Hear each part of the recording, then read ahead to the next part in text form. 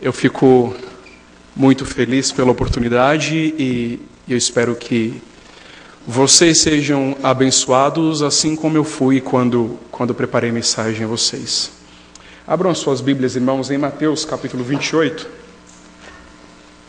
Espero não estar falando muito longe do microfone, vocês me avisem.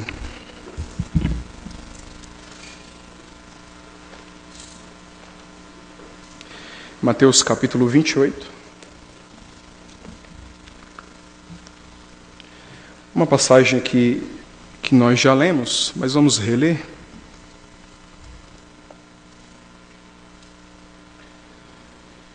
Mateus 28, versos 18 ao 20, diz assim o texto: Jesus, aproximando-se, falou-lhes dizendo: Toda autoridade me foi dada no céu e na terra. Ide, portanto, fazer discípulos de todas as nações, batizando-os em nome do Pai, e do Filho e do Espírito Santo, ensinando-os a guardar todas as coisas que vos tenho ordenado. E eis que estou convosco todos os dias até a consumação do século. Amém. Há algumas verdades aqui que nós precisamos nos atentar, algumas verdades que vão nos ajudar a compreender um pouco o trabalho do discipulado, o mandamento do discipulado e a bênção do discipulado. Antes de nós falarmos sobre o discipulado como uma maneira efetiva de pregação do Evangelho. Reparem, meus irmãos, que no versículo 18 o Senhor Jesus diz: Toda autoridade me foi dada no céu e na terra. E logo em seguida ele diz também: Ide, portanto, fazer discípulos de todas as nações. O que isso quer dizer é que nós fazemos discípulos, nós trabalhamos fazendo discípulos, nós trabalhamos ensinando a Bíblia ao nosso próximo, porque toda autoridade foi dada ao Senhor Jesus. Isso não quer dizer que o Alan vai na força dele, que o Rafa vai na força dele, que o Renan vai na sua força, mas que nós vamos na força do Senhor, porque a Deus o Filho foi dada toda a autoridade, então nós vamos. Não confiados na nossa capacidade, não confiados na nossa instrução, não capacitados na nossa inteligência ou qualquer coisa que esteja em nós, mas nós vamos porque toda a autoridade foi dada ao Senhor Jesus. Então, Ele é a nossa força, por isso nós discipulamos. E de, portanto, verso 19, fazei discípulos de todas as nações, batizando-os em nome do Pai, do Filho e do Espírito Santo. Aqui nós vemos a Santa Trindade, o Pai, o Filho e o Espírito Santo, a Trindade que trabalhou na nossa salvação, a Trindade que trabalha na nossa santificação, é a mesma Santíssima Trindade que nos auxilia e em nome de quem nós fazemos discípulos. Então, o nosso Deus é um Deus triuno e é na força deste Deus que nós trabalhamos também. E não somente isso, fazemos o que fazemos no nome dele, no nome do Pai, no nome do Filho e no nome do Espírito Santo, um só Deus. O verso 20 nos diz: ensinando-os a guardar todas as coisas que vos tenho ordenado. Agora, isso também é muito importante. Nós discipulamos quando nós ensinamos a palavra. Isso é discipular. Então você ensina o seu próximo, o neófito, o recém-convertido, a observar, como diz o nosso hino, né? Crer e observar tudo quanto ordenar. Nós observamos o recém-convertido a observar todas as coisas que o Senhor Jesus nos tem ordenado.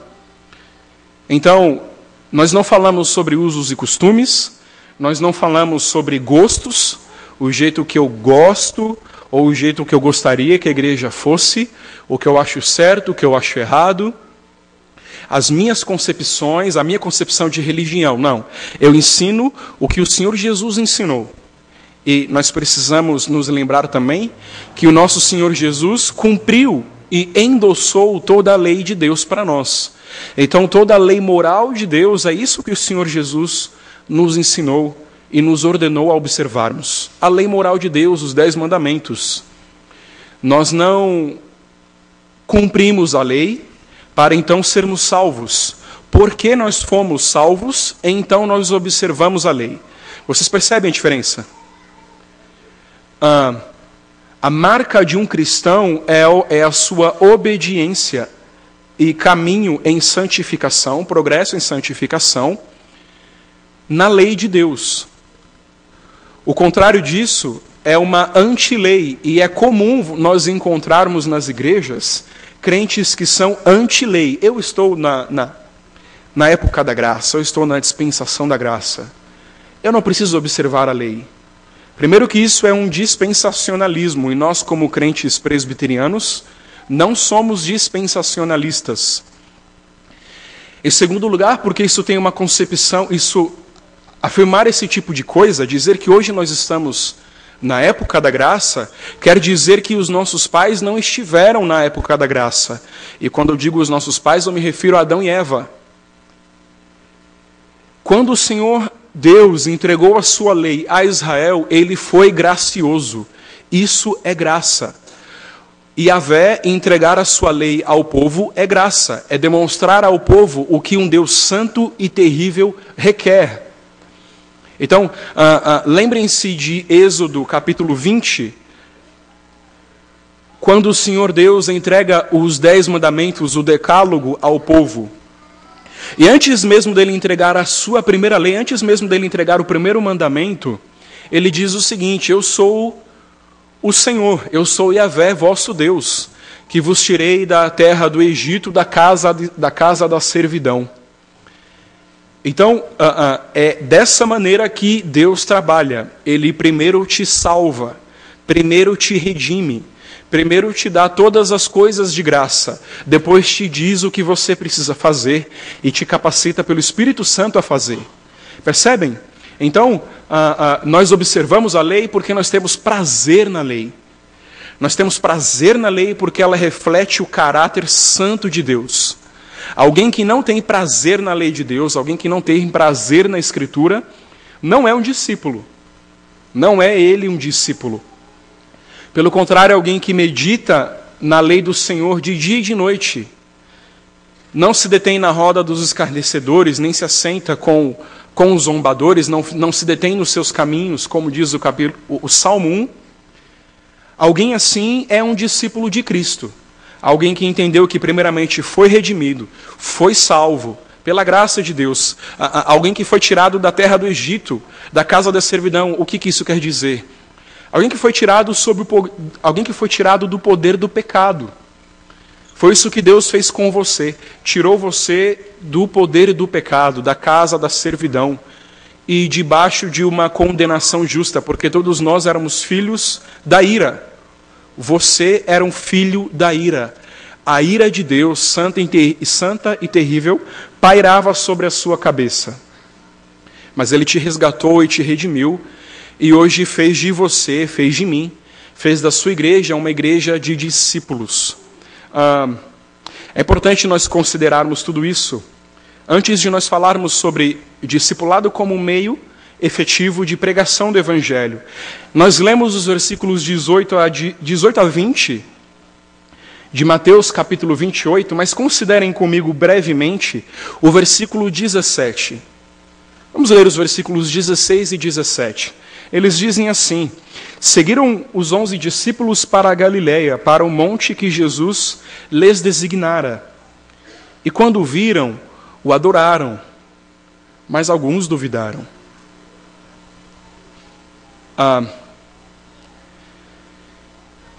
Aquelas pessoas que estão inclusas no primeiro grupo do versículo 17, ou seja, o grupo de pessoas que adorou a Jesus, era um grupo feito de discípulos. Seguiram os 11 discípulos para a Galiléia, e quando viram, o adoraram. Mas o verso 17 continua de uma maneira muito triste. Mas alguns duvidaram. Então, discipulado, meus irmãos, é ensinar ao nosso próximo a não duvidar do Senhor Jesus Cristo. Não duvidar que Deus se fez homem e viveu, morreu, ressuscitou e ascendeu ao céu. Para que não duvidem, e para que adorem, e para que Jesus seja, então, louvado e conhecido entre todos os homens. Portanto, isso é discipulado. Isso é discipulado. Observar tudo quanto o Senhor Jesus nos tem ordenado. E o discipulado é uma maneira efetiva de pregação do Evangelho por algumas razões. Em primeiro lugar, o discipulado avança e contribui com a pregação do Evangelho, porque o discipulado é uma pregação do Evangelho. Quando você expõe, quando você apresenta as doutrinas bíblicas, quando você apresenta o texto bíblico ao seu próximo, o que você está fazendo nada mais é do que expor a palavra deste Deus diante de quem todos são culpados, mas que enviou o santo remédio ao mundo, o Salvador do mundo, o Senhor Jesus Cristo. Isso é Evangelho. Quando você fala sobre isso, quando você faz de alguém um discípulo, é o Evangelho que está avançando. Eu me lembro da esposa de um dos pastores que tive, que resolveu fazer discipulado com uma senhora que tinha acabado de chegar à igreja. E essa senhora dizia à igreja que era cristã. Ela era cristã, ela tinha reconhecido o Senhor Jesus Cristo como seu Senhor, como seu Salvador, e a ela mesma como pecadora. Então nós nos alegramos com isso, e a esposa do pastor resolveu fazer discipulado com ela. Esse discipulado não demorou 2 semanas, e essa senhora, que estava sendo discipulada, desistiu do caminho do Evangelho. Ela desistiu do caminho do Evangelho, porque a esposa do pastor foi fiel na exposição da Escritura. Foi fiel ao dizer qual é o caminho agora daquela senhora, daquela mulher que havia acabado de se tornar cristã. Como ela deveria continuar vivendo em arrependimento de pecados. Como ela deveria continuar vivendo em santificação. E para essa mulher era muito pesado. O fardo que o Senhor Jesus diz ser leve, o seu jugo que ele diz ser leve, para essa mulher foi pesado. Então, apesar de eu estar dando um exemplo negativo de discipulado, é o contrário que se prova também. À medida em que alguém confessa o Senhor Jesus Cristo como Senhor e Salvador e é então discipulado e permanece no caminho, eis aí um cristão. Eis aí alguém que ouviu a fiel exposição da Escritura, o que ele deve crer acerca de Deus e o que Deus agora requer dele, e permaneceu cristão. É alguém que, como Pedro, pergunta: Senhor, para onde iremos nós? Só o Senhor tem a palavra da vida eterna. Essa é a palavra de um discípulo. Ele se pergunta: Jesus, para onde eu vou? Não há, e é uma pergunta retórica, não há para onde ir. Eu não posso ir para lugar algum, só o Senhor tem o caminho, só o Senhor tem a palavra da vida eterna, o Senhor é o caminho. Eis aí um discípulo. Em segundo lugar, meus irmãos, o discipulado é uma maneira efetiva de pregação do Evangelho, porque capacita o discipulando, se é que eu posso dizer assim, ou seja, aquele que está sendo discipulado a evangelizar outros. Aquele que está sendo ensinado nos caminhos da palavra, ele mesmo se torna um multiplicador de discípulos. Por mais que ele saiba pouco ainda, por mais que ele não tenha ainda muito conhecimento, por mais que ele ainda tenha muitas dúvidas, mas na sua simplicidade e pelo poder do Espírito ele vai. Ele sabe que o Senhor Jesus Cristo é Senhor, ele sabe que Deus não existe, que Deus é, nós existimos e existimos nele. Ele sabe que a Bíblia é a palavra de Deus e que isso é suficiente para ele falar do Evangelho. O discipulado faz com que o discipulando, aquele que está aprendendo a palavra, seja ele mesmo um evangelista. Não existe um certificado para alguém que está sendo discipulado. Você não pode dizer para alguém que está aprendendo os caminhos do Senhor: pronto, agora você aprendeu tudo. Agora você foi discipulado, agora você não tem mais nada a aprender, agora você já está formado na escola de discipulado. Não. Nós todos continuamos a caminhar neste caminho de discipulado. E nós todos vamos fazendo discípulos à medida em que nós mesmos vamos aprendendo mais do Senhor. Então, o discipulado é uma maneira efetiva de pregação do Evangelho, em segundo lugar, porque faz daquele que está sendo discipulado, ele mesmo um discipulador. Em terceiro lugar, o discipulado faz daquele que discipula, faz daquele que ensina os caminhos do Senhor, aquele que está discipulando, um discípulo. Então, é preciso que todos nós nos perguntemos e respondamos a nós mesmos, no nosso coração. Nós viemos para ouvir, eu vim para ouvir, para saber um pouco mais sobre o discipulado. Mas a primeira grande pergunta essa noite é: eu sou um discípulo? Eu sou salvo? Eu sou cristão? Eu tenho interesse nas coisas de Deus? Eu tenho prazer na lei de Deus? Eu dedico a maior parte do meu tempo, eu dedico o meu coração às coisas do mundo, por mais lícitas que elas possam ser. Como nós cantamos, eu reservo um dia da semana para o Senhor e eu acho que sou crente. Eu passei pela sala de catecúmenos e fiz a minha profissão de fé e por isso eu sou salvo. É essa a minha garantia de que eu sou salvo. Eu tenho interesse que outros conheçam este Senhor ao qual eu sirvo? Essa é a pergunta que você precisa se fazer. Essa é a pergunta que eu preciso me fazer. Eu sou crente? Eu sou salvo pelo poder do Senhor Jesus Cristo? Eu fui feito pelo seu Espírito Santo? Eu fui feito pela sua palavra um discípulo? Senão, meus irmãos, tudo que nós estamos aprendendo aqui essa noite, tudo que nós estamos estudando, é algo que trata sobre coisas maiores, sobre coisas que nós ainda nem chegamos a perscrutar. É preciso que nós voltemos àquilo que é essencial. Se você, examinando e julgando a si mesmo, Paulo disse que aquele que julga a si mesmo, aquele que examina a si mesmo, não entra em julgamento. Então, se você tendo julgado a si mesmo, e eu digo uma coisa a vocês, meus irmãos, sejam muito brandos, sejam muito misericordiosos, quando vocês tiverem de julgar o seu próximo. Muito brandos, muito temerosos. Julguem com amor, julguem com misericórdia, julguem com graça, mas sejam severos com vocês. Julguem os seus caminhos, julguem os seus pecados.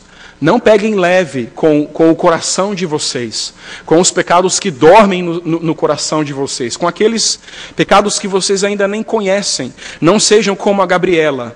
Eu sou assim mesmo, sempre fui assim, sou assim, serei sempre assim. Alguém que diz... Desculpa se existe alguém chamado Gabriela aqui, tá? Não, né? Eu espero que não. Mas os mais antigos vão entender a síndrome de Gabriela, né? É uma síndrome que não existe num verdadeiro cristão. Você pode até dizer, eu sou assim, pecador. E aí lixe os seus pecados e entregue essa lista aos pés do Senhor Jesus Cristo. Você pode até dizer, eu sou assim, mas você não diz, serei sempre assim. Você não diz, é assim mesmo. Você não está confortável com quem você é. Você, à medida em que cresce no conhecimento do Senhor Jesus Cristo, percebe quão longe ainda você está da medida do homem perfeito, que é Ele mesmo. É como aquela história de uma criança que pergunta ao seu pai, papai, que tamanho é Deus? Qual é o tamanho de Deus? E as crianças têm as melhores perguntas, né? Eu vi que tem muitas crianças hoje aqui à noite, eu louvo a Deus por isso. Deixe as crianças aqui. Deixe que elas façam barulho. Louvado seja Deus por isso. E pais, levem a sério as perguntas dos seus filhos. São as melhores perguntas, as perguntas mais genuínas. Então, o garoto perguntou ao pai: papai, que tamanho é Deus? E o pai disse: poxa vida, como que eu vou responder uma coisa dessa? Pergunta fácil, né? Que tamanho é Deus? E aí o pai convidou o filho a olhar para cima e ver um avião que estava passando. E o pai perguntou: filho, qual o tamanho daquele avião? Ah, papai, é muito pequeno. E o pai disse: realmente, né, filho, é muito pequeno. Ele levou o garoto a um aeroporto. E chegou bem perto de um Boeing e disse para o garoto: e agora, filho, qual é o tamanho do avião? Papai, é enorme. A mesma coisa é a mesma coisa com relação a Deus. Isso não quer dizer que Deus muda de tamanho. Não importa qual seja a sua visão, não importa qual seja a minha visão de Deus. Ele não é nem menor e também não pode ser maior do que é, porque Deus é infinito. Mas à medida em que você se achega mais perto de Deus, maior ele parece, maior ele será aos teus olhos, e menor você será. Um santo, alguém que está caminhando no caminho da santificação, um discípulo, é aquele que, a cada passo que dá no progresso da santidade, no progresso da santificação, percebe quão pecador ele é.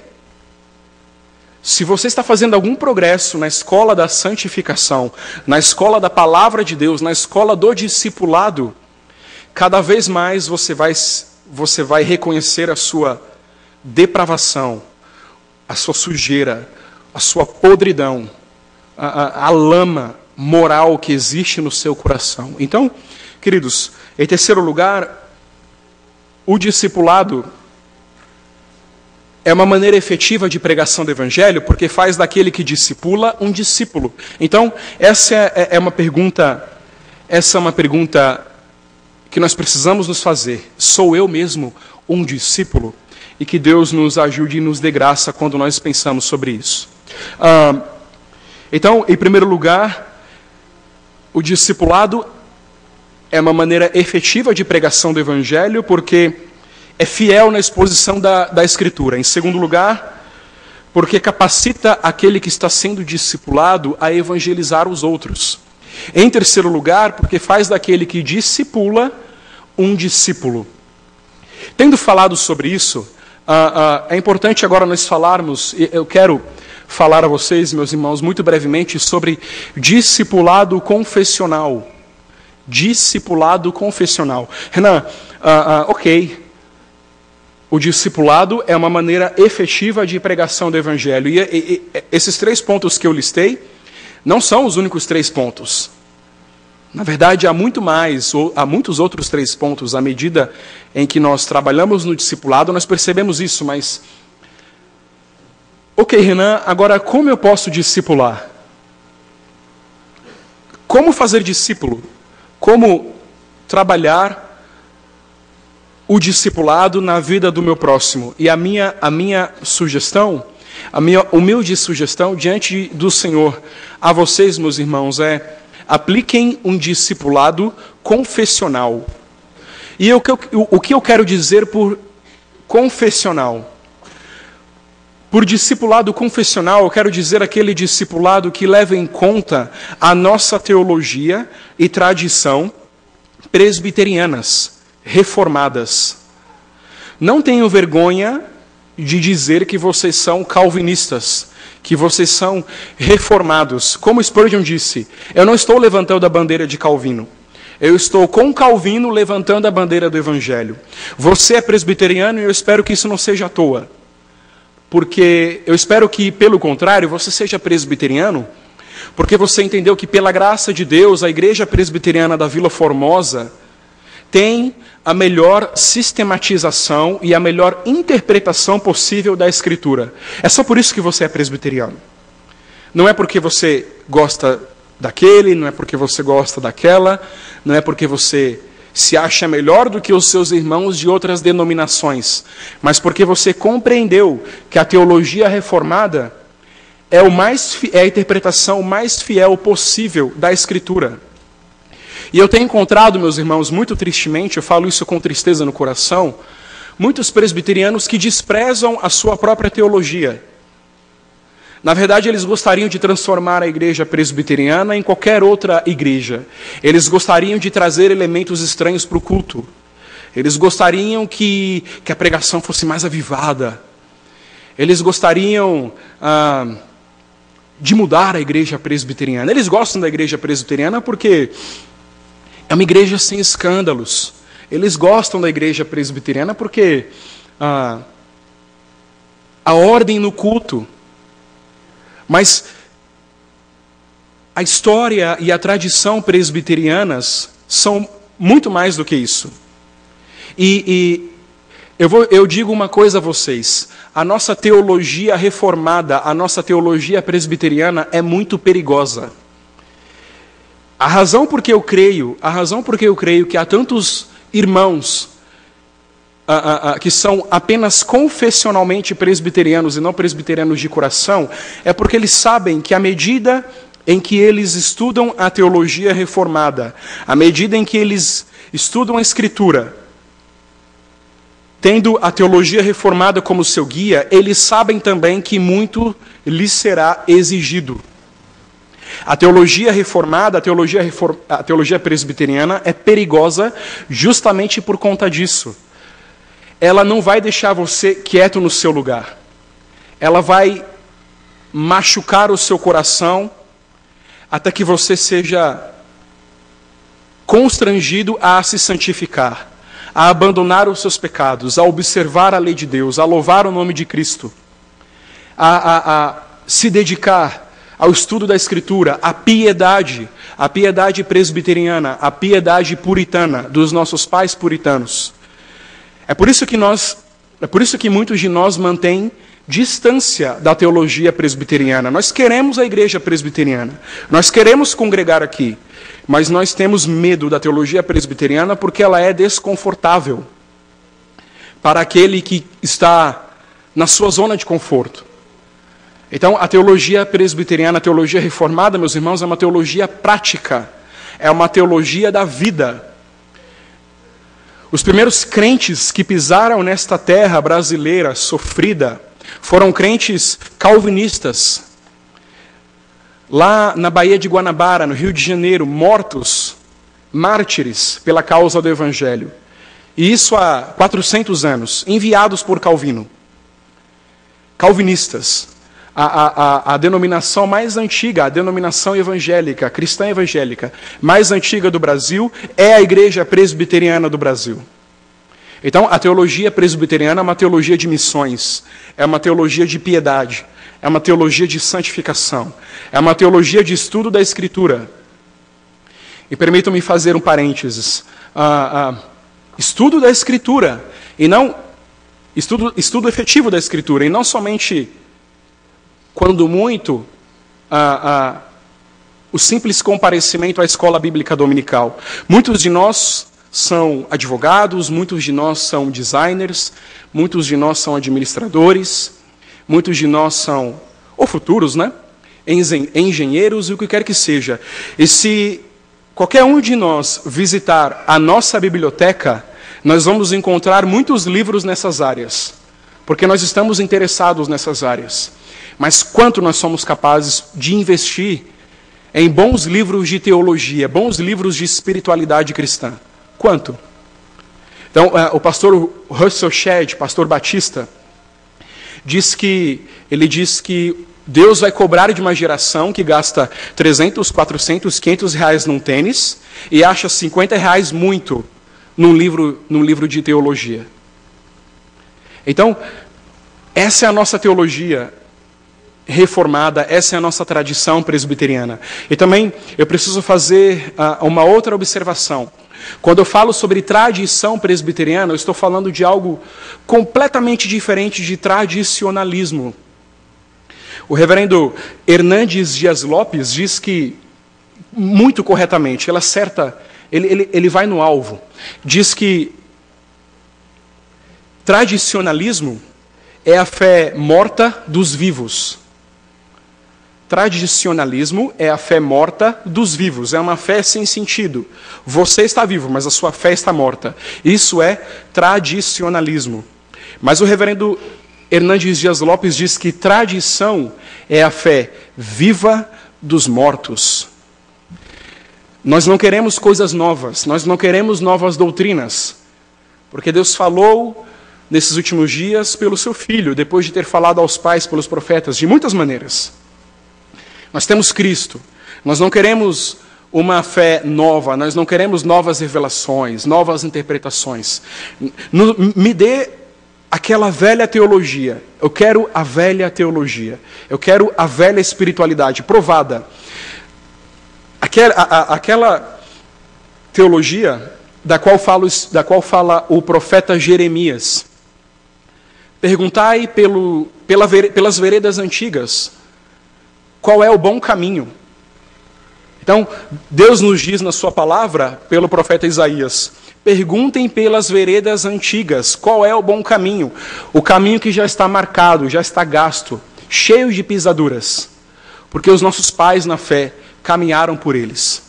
Então, discipulado confessional, meus irmãos, é esse discipulado que vai se valer dos nossos catecismos. O catecismo maior e breve. Recentemente eu tive a oportunidade de fazer pela Sinodal, pela graça de Deus, um pequeno manual bem introdutório mesmo, sobre discipulado. E esse manual ficaria enorme, simplesmente enorme, se eu tivesse de incluir neste manual perguntas para serem usadas no discipulado. Mas eu pensei, por que eu tenho de colocar perguntas aqui se nós presbiterianos já temos o catecismo maior, já temos o catecismo breve?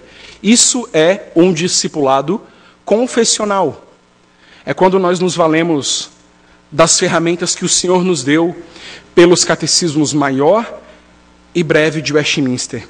Queridos, abram suas Bíblias em Lucas capítulo 1, verso 4, por favor.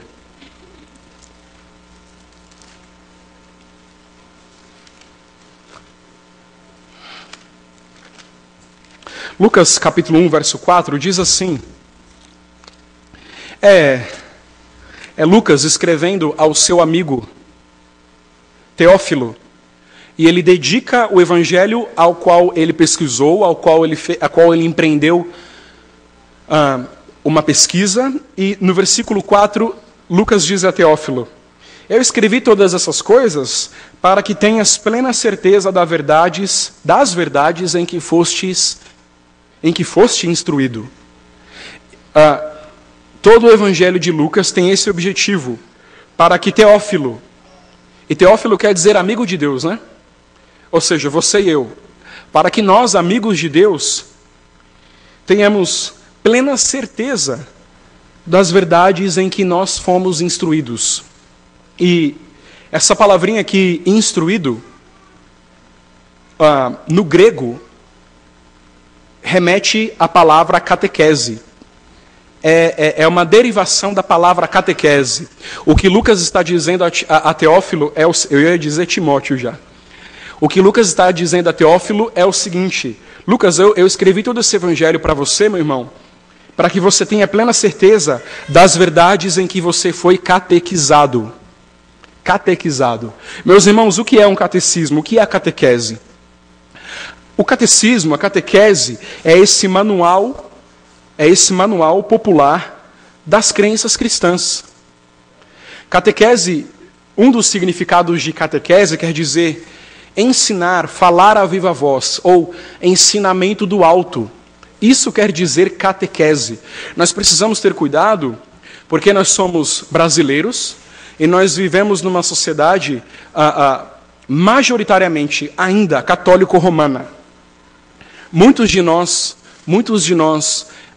eram católicos, e todos nós temos familiares católico-romanos, temos amigos, colegas de trabalho, conhecidos, etc. E qualquer coisa, nós evangélicos no Brasil, qualquer coisa que nos lembre a Igreja Católica, a gente já tem, não mas os 3 pés atrás, né? Se nos lembrou a Igreja Católica, a gente não quer, não quero. Mas a prática da catequese não é um privilégio da Igreja Católica Romana. A Igreja cristã, na sua história, sempre aplicou a catequese. que é sentar com o seu irmão, fazer perguntas para ele, ouvi-lo responder essas perguntas e provar a doutrina com textos bíblicos. Isto é catequese. E como Paulo diz aos Gálatas, até que Cristo seja formado em vós. Isso é catequese. Abram também, meus irmãos, em Romanos capítulo 2. Romanos capítulo 2, verso 18.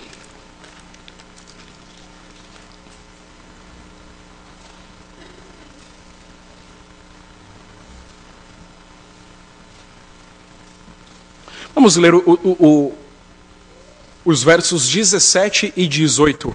Romanos capítulo 2, versos 17 e 18. Paulo está escrevendo aqueles crentes judeus, que haviam acabado de se converter ao cristianismo. E Paulo diz assim, Paulo dizendo aos judeus, se porém tu que tens por sobrenome judeu, e repousas na lei, e te glorias em Deus, que conheces a vontade de Deus, e aprovas as coisas excelentes, sendo instruído na lei, e Paulo prossegue o argumento. Paulo está dizendo o seguinte, se você é judeu na carne, se você tem sobrenome de judeu, se você conhece as Sagradas Escrituras, o Antigo Testamento, a lei e os profetas, e você foi instruído nessas coisas, e depois vem a reprovação de Paulo. Mas eu quero que vocês se atentem a esta palavrinha aqui no verso 18. Sendo instruído na lei. Esta palavra é semelhante àquela palavra de Lucas 1:4. Quer dizer catequizado também. A raiz da palavra grega é a mesma. O que Paulo está dizendo é, você que conhece a vontade de Deus, aprova as coisas excelentes, sendo catequizado na lei.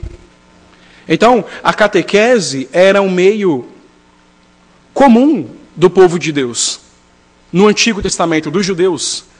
A catequese era um meio comum na igreja cristã há algumas décadas. Infelizmente, nós abandonamos a prática da catequese. Infelizmente, nós abandonamos os nossos catecismos. O pastor Franklin Ferreira diz que a igreja cristã, ao redor do mundo, abandonou a prática da catequese, no geral, obviamente, e até hoje não conseguiu colocar nada no lugar. Percebam como é triste. O pastor Franklin Ferreira diz até que nós tentamos colocar a escola bíblica dominical no lugar da catequese, mas a EBD não tem suprido. A EBD não tem a força. Como a minha avó paterna, que é cearense, diz, não tem sustância. O que vai te dar a sustância espiritual é a catequese, é a exposição. O que vai dar sustância ao discipulado é a utilização dos catecismos. É sentar-se com o discipulando e gastar tempo, andar mais uma milha, fazer perguntas, ouvir respostas, ouvir perguntas, dar respostas, provar contexto bíblico. Isso é catequese. E a catequese que era comum no seio da igreja até há pouco tempo, infelizmente, já não é mais. Irmãos, abram em Lucas. Nós vamos conferir alguns textos, tá? Mais alguns textos. Lucas, capítulo 24. Há muitos textos na Escritura, muitas narrativas no texto bíblico, que vão provar para nós que este sistema de perguntas e respostas e provas bíblicas era um sistema comum na Escritura. Eu falei, na verdade, sobre Romanos 2,18. Permitam-me fazer uma pequena digressão. Eu falei sobre Romanos 2,18, eu falei que o judeu era acostumado a ser catequizado, era instruído na lei. Vocês não precisam abrir, meus irmãos, eu vou ler rapidamente. Uma vez que eu já falei também das crianças, pais, prestem atenção.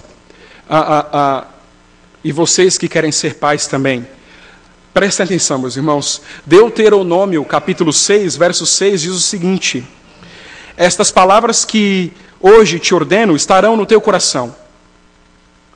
Estas palavras que hoje te ordeno estarão no teu coração. Tu as inculcarás a teus filhos, e delas falarás assentado em tua casa, e andando pelo caminho, e ao deitar-se, e ao levantar-se. Também as atarás como sinal na tua mão, e te serão por frontal entre os olhos. Mas o verso 7 diz: estas palavras que hoje eu vos ensinei, tu as inculcarás a teus filhos. A ideia é inculcar mesmo, é bater no melhor sentido da palavra, bater com a palavra até que a criança assimile. Então, pais, catequizem os seus filhos. Catequizem os seus filhos. Discipulem os seus filhos.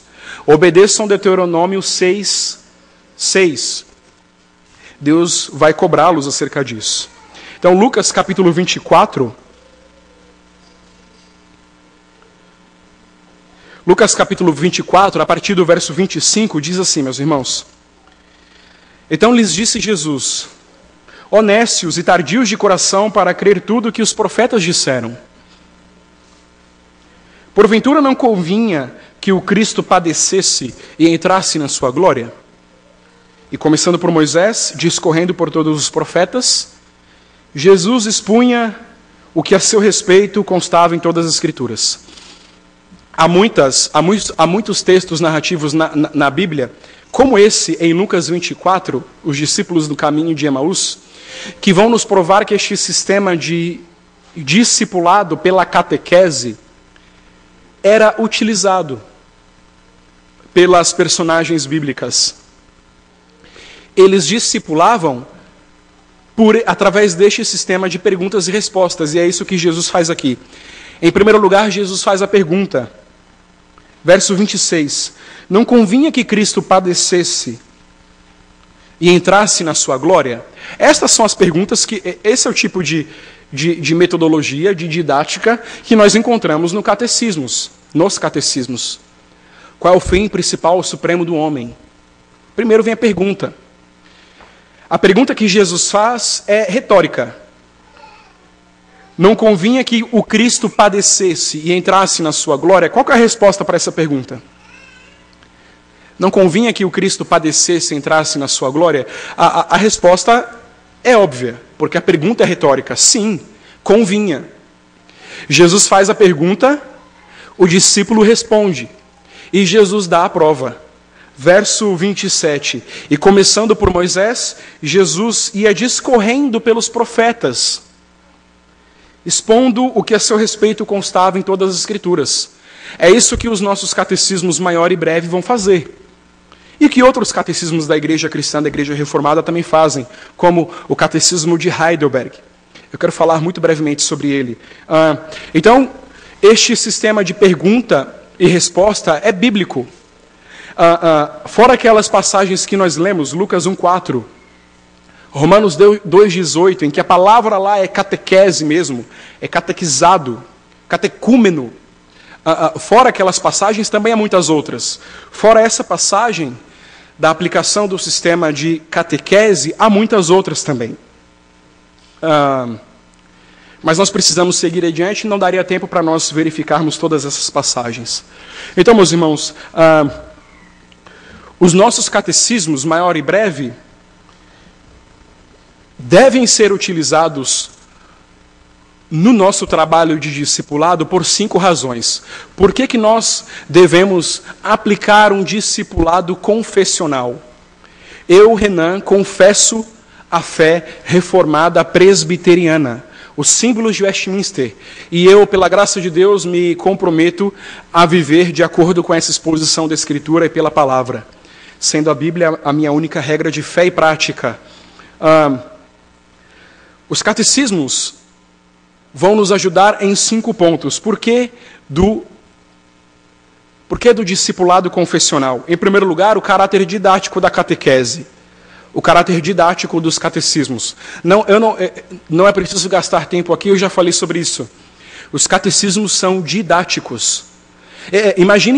Imagine-se tendo que discipular alguém, ensinar os rudimentos da palavra. E percebam, assim como em Deuteronômio 6, Antes dos pais inculcarem a palavra nos filhos, em Deuteronômio capítulo 6, o texto diz que os pais deveriam ter essas palavras no coração. Então é o que nós já dissemos, aquele que está discipulando precisa ser ele mesmo um discípulo.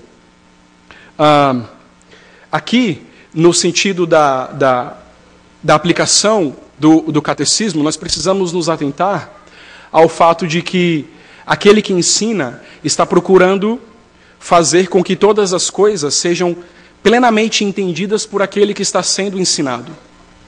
E nós precisamos nos atentar ao aviso que se encontra, a reprovação bíblica que se encontra, a exortação, melhor dizendo, que se encontra em Hebreus, capítulo 5, se não me falha a memória.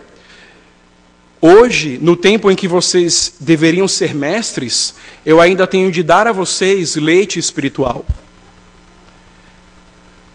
No tempo decorrido, eu tinha, o escritor aos Hebreus diz, eu tinha outras coisas. Amém. O escritor aos Hebreus tinha outras coisas a ensinar aos crentes hebreus. Levanta a juventude aí, meu irmão. O escritor aos Hebreus tinha outras coisas a falar à igreja, aos crentes hebreus, mas ele diz que aqueles crentes hebreus não poderiam suportar, porque já era o tempo deles serem mestres na lei, mas eles ainda tinham de ser alimentados no leite espiritual. Meus irmãos, a pergunta é essa. Nós nos fizemos essa pergunta. Se a juventude cair, a gente levanta de novo. Nós nos fizemos essa pergunta. Eu que estou discipulando, sou discípulo? Segundo Deuteronômio 6, eu que sou pai, estou inculcando a palavra. Antes eu tenho esta palavra no meu coração. Hoje, no tempo que pela graça de Deus eu deveria ser mestre, será que eu ainda tenho de ser ensinado nos rudimentos de Cristo? Eu ainda tenho que aprender o beabá da palavra de Deus? Essa é a pergunta, essas são as perguntas que nós devemos nos fazer. Então, em primeiro lugar, nós devemos aplicar um discipulado confessional pelo caráter didático dos catecismos. Em segundo lugar, porque os nossos catecismos são um guia, ou são guias aos que fazem discípulos. Então, esse é o ponto. Imagine-se tendo de discipular alguém. Por onde você começa? O que você tem que fazer? Puxa, há tantas coisas a ensinar, tantas passagens a perscrutar. Como eu começo? Comece pela pergunta 1 dos nossos catecismos. Vá seguindo. Siga o manual. Os nossos catecismos serão guias para nós. Em terceiro lugar, os nossos catecismos são fiéis à palavra. Nenhuma pergunta dos nossos catecismos, ou melhor, nenhuma resposta às perguntas do nosso catecismo se encontra sem textos prova. Então tudo que você encontra, tudo que nós encontramos como resposta tem escritura como prova daquilo que está sendo dito. Mais ou menos como o Senhor, exatamente como o Senhor fez em Lucas 24. Não convinha que o Cristo padecesse e entrasse na sua glória? Pergunta. Resposta. Sim, convinha. Qual é o texto prova? Os profetas. E ele ia discorrendo. Esse é o terceiro ponto. Os nossos catecismos, os nossos símbolos de fé são fiéis à palavra de Deus. Você não vai ensinar o que você quer. Isso é uma coisa muito importante também. Puxa, eu estou discipulando aqui Joãozinho. E eu sei da história de Joãozinho, eu sei como ele era, eu sei que certo assunto o incomoda, não sei. Existe algum empecilho. Esse assunto bíblico não é confortável para mim. Se você seguir os catecismos, você não vai pular os assuntos, você não vai escolher o que deve ser dito. Você vai ensinar o que os catecismos nos instruem a ensinar. Em quarto lugar, os nossos catecismos, maior e breve, combatem o erro, promovendo a verdade. Então, isso é muito importante. Na nossa exposição da palavra, é importante que nós falemos sobre o erro. É importante que nós falemos sobre aquilo que não é bíblico, aquilo que não é cristianismo, aquilo que não agrada a Deus. Mas mais importante ainda é você dizer o contrário, aquilo que é bíblico, aquilo que é da vontade de Deus, aquilo que é requerido de um discípulo. Se você combate a mentira e não ensina a verdade, você vai caminhar sempre num combate de mentiras. Porque Satanás é o pai da mentira e ele é bom no que faz. Tendo combatido uma mentira, você não derrotou o sistema de mentiras. Você vai ter que derrotar outra mentira, outro erro, outro erro. Mas se você expor a verdade, tudo que é falso, tudo que é mentiroso, tudo que é mal, tudo que provém de Satanás e do inferno, tudo isso será derrotado, tudo isso será eliminado do seu meio, do nosso meio. Então, nós precisamos nos valer dos nossos catecismos, porque eles combatem o erro sustentando a verdade e exaltando a verdade. E é isso que um discípulo precisa. É isso o que alguém que está sendo discipulado precisa.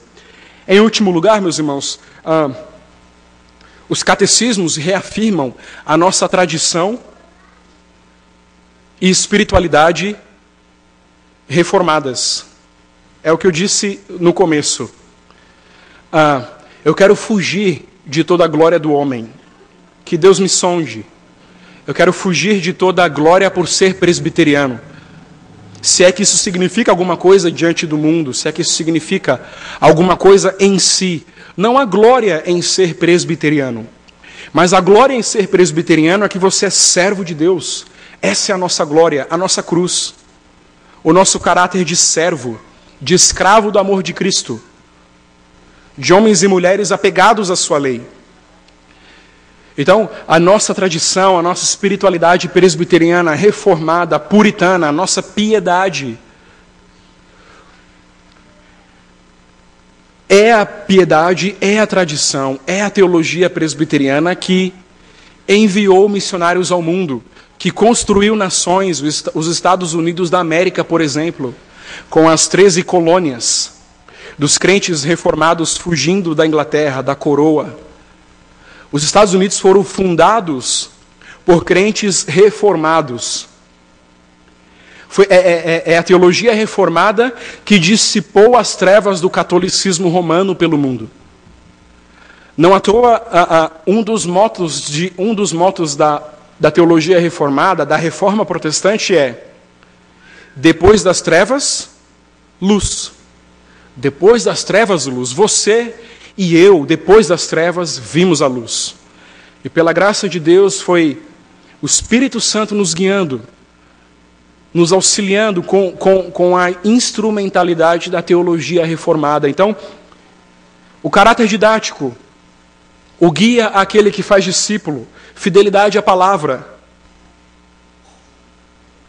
combate ao erro, manutenção da verdade, em quinto lugar, reafirmação da nossa teologia e da nossa espiritualidade presbiterianas. Os nossos catecismos são divididos em duas grandes partes. A primeira é: o que o homem deve crer a respeito de Deus? O que o homem deve crer a respeito de Deus? Não o que as falsas religiões dizem, não o que os falsos profetas dizem, não o que o nosso coração diz, mas o que o homem deve crer a respeito de Deus, segundo a Escritura. A segunda parte dos catecismos é: o que Deus requer dos homens. E, meus irmãos, eu pergunto a vocês, não é essa a necessidade de um discípulo, de alguém que está sendo discipulado? Saber o que ele deve crer a respeito de Deus e saber o que Deus requer dele.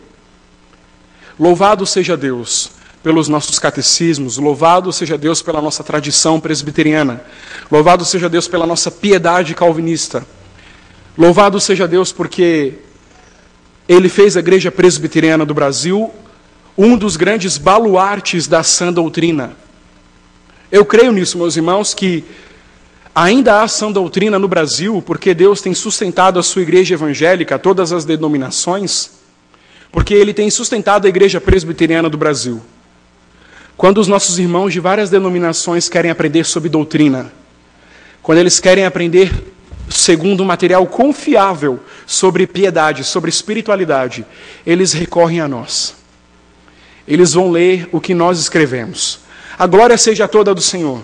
A glória não seja sua, a glória não seja minha, não seja da igreja presbiteriana de Vila Formosa, mas seja do Senhor, que pelo Espírito Santo nos dê uma igreja fiel e comprometida com a sua Escritura. Que Ele, portanto, nos sustente neste trabalho de discipulado como uma maneira efetiva de pregação do Evangelho. Ó Senhor, nós louvamos o Teu nome porque o Senhor preservou e preserva cada um de nós aqui do erro. Não somente isso, Senhor Deus, o Senhor nos deu a verdade, o Senhor nos dá a verdade todo dia, e o Senhor não faz com que essa verdade permaneça no nosso intelecto, mas o Senhor nos dá nos alimentarmos dessa verdade, Senhor. Ó, permita sempre que nós nos alimentemos da Tua palavra, da Tua verdade. Nós sabemos, Pai, que como crentes presbiterianos nós estamos muito, muito longe de sermos perfeitos. Sabemos disso.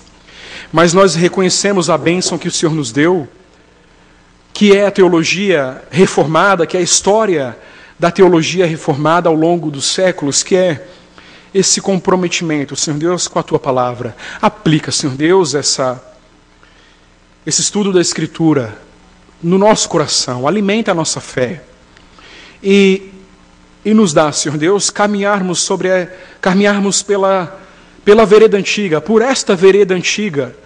Nós não queremos coisas novas, nós não queremos um Cristo novo, nós não queremos novas interpretações, nós não queremos um novo Espírito Santo, nós queremos o antigo Deus, o Deus que é velho e o Deus que é novo, o Deus que é santo, o Deus que se revelou a nós.